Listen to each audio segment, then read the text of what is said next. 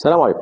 بيجي لنا العياده شاب في سن اعدادي، والده او والدته قال لك حسينا يا دكتور جلده مصفر، او حسينا لون عينيه مصفر وجسمه مكسر كده ومدغدغ وجاله شويه اسهال. لاحظنا لما دخل يعمل حمام ان البول بتاعه غامق قوي، شبه الكولا كده او شبه الشاي، والبراز بتاعه فاتح جدا، لونه غريب، اول مره نشوفه. بعد الكشف الدقيق عملنا شويه فحوصات، اتبين ان الشاب دوت عنده التهاب كبدي وبائي فيروس ألف. اهل العيان سمعوا كلمه التهاب كبدي وبائي واصابهم الرعب. دكتور احنا نسمع ان الالتهاب الكبدي دوت حاجه وحشه، وان اللي يجيله التهاب كبدي ممكن بعد كده يحصل له تليف كبد او فشل كبدي لا قدر الله. ايه هو الالتهاب الكبدي فيروس ألف؟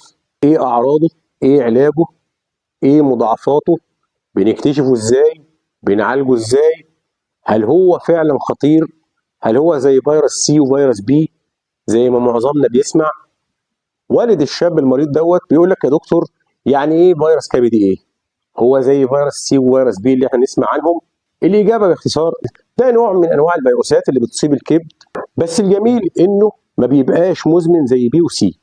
يعني دايما بيجي التهاب كبدي حاد حاد، يعني فتره وبيروح لحاله، يعني بيعمل عدوى حاده مؤقته والجسم بيقدر يتغلب عليه بعدها، والانسان بياخد مناعه طول العمر منه وبيعيش طبيعي جدا ومش بيجي له تاني بعد كده، بيعدي عليه الدور بدون اي مضاعفات.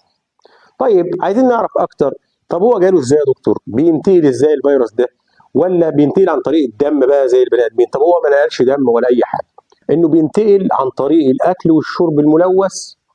يعني لو اكلت اكل معمول بايدين شخص مصاب وما غسلش ايده كويس، او شربت ميه مش نظيفه، او اكلت اكل من الشارع، ممكن الفيروس يدخل جسمك.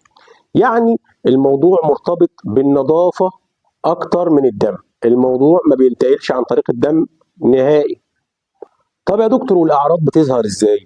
الاعراض بتبدا بعد حوالي من 3 ل 4 اسابيع من العدوى، بياخدهم العيان، بتبقى فتره اسمها فتره الحضانه، عندك الفيروس بس ما عليكش اعراض، بتحس كانك تعبان او عندك دور برد، احيانا بيعدي علينا زي دور البرد بالظبط، بيحصل لك فقدان شهيه، غممان نفس، غثيان، ترجيع، تعب في الجسم عموما، ممكن حراره بسيطه، اي التهاب كبدي متفقين، اي التهاب في الجسم عموما متفقين انه ممكن يعمل سخونيه.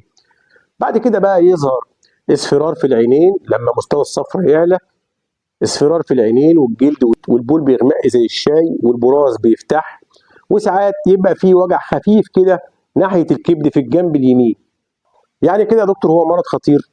بنسبه كبيره لا، معظم الناس بيخفوا لوحدهم خلال من 4 ل 6 اسابيع من غير اي مشاكل ومن غير اي علاجات كمان. بس لو اللي اتصاب عنده مرض كبد مزمن او سنه كبير، يعني لو سنه كبير مع حاجه تانية بقى، وحصل ان انت عندك فيروسات تانية مثلا في الكبد، او انت عندك مشاكل تانية في الكبد زي الكبد الدهني، تبقى محتاجه اهتمام بزياده شويه وبتبقى الدور شديد شويه. لكن في حالتنا ديت الشاب دوت بيخف بسرعه وبيتحسن باذن الله، يبقى زي الفل. طيب نعرف ازاي ان عندي فيروس الف؟ في تحاليل يا دكتور؟ ايوه، في تحليل دم بسيط اسمه انتي هيباتيتس اي فيروس اميونوجلوبولين ام. لو طلع ايجابي ده معناه ان انت عندك فيروس ونشط حالا دلوقتي حديث. وعندنا برضو انتي هيباتيتس اي فيروس اميونوجلوبولين جي، ده لو طلع ايجابي يبقى معناه ان انت كنت واخد الفيروس قبل كده او كنت واخد التطعيم قبل كده.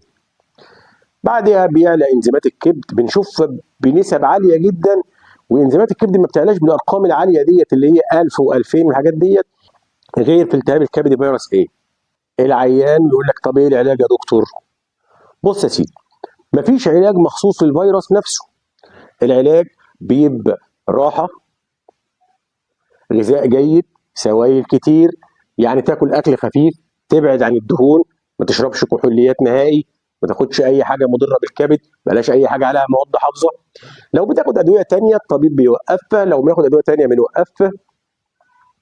الكبد بيحب السكريات، كل دوت مع راحه تامه في السرير. خلينا متفقين، اي عدوى فيروسيه راحه تامه في السرير، سواء دور برد، سواء التهاب كبدي فيروس الف.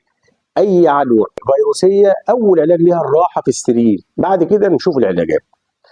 طب انا يا دكتور كده ممكن اكون عديت حد او هعدي حد بعد كده؟ والله الصراحه انت بتبقى معدي في الفتره اللي هي قبل الصفار ما يظهر، بايام اللي هي فتره الحضانه، اللي هم الاسبوعين اللي احنا قلنا عليهم، ولحد اسبوعين بعد ظهور. فانت عندك اللي قبل المرض باسبوعين وبعده باسبوعين، هو ده الفتره اللي انت ممكن تبقى معدي فيها. بعد كده خلاص ما بتبقاش معدي خالص، وكمان بتبقى واخد مناعه مدى الحياه، مش هيجي لك تاني، لا هتعدي حد ولا هيجي لك تاني الفيروس ده، او لو حد مريض مش هيعديك. العيان يقول لك طب في يا دكتور تطعيمات تحمي ابني منه او تحمي الباقيين مننا؟ ايوه، في تطعيم امن جدا وفعال بيتاخد على جرعتين. الاولى وبعدها ب6 شهور او 12 شهر بناخد الجرعه الثانيه، ودوت بيحميك لسنين طويله جدا، ممكن طول العمر كمان. وفي تطعيم مشترك ضد A وB مع بعض، ضد هيباتيتس A وهيباتيتس B مع بعض، ودوت بيتاخد بتبقى جرعه واحده، وبننصح بيه الناس اللي بتسافر بره، او اللي شغلهم في الاكل، او عندهم امراض كبد مزمنه، زي احنا ما قلنا لو جالك التهاب الكبدي ايه على اي مرض تاني في الكبد، دوت ممكن يبقى خطير شويه عليك او يزعلك قوي. طيب والوقايه من غير تطعيم اعمل ايه لو مش عايز اخد تطعيم؟ ودي نسبه كبيره من الناس. يبقى خلي بالك من النظافه، اغسل ايدك كويس بعد الحمام وقبل الاكل. ما تاكلش اكل من الشارع الا لو متاكد انه نظيف بنسبه 100%، يبقى ما تاكلش من بره احسن. ما تشربش ميه مش مضمونه، الاماكن اللي فيها ميه راكده، الاماكن اللي هي ما بتتغسلش كويس، ما بتتنضفش، ما بتتعقمش كويس. كل الاكل يكون مطبوخ كويس ومطهي جيدا. يعني باختصار يا دكتور، هو فيروس بيجي من الاكل الملوث، العدوى بتاعته بتعمل التهاب حاد. التهاب حاد يعني يومين وبيخف لوحده، او بمعنى صح اسبوع او اسبوعين وبتخف تتحسن وتبقى كل حاجه تمام، وما بيسيبش اي اثر خالص.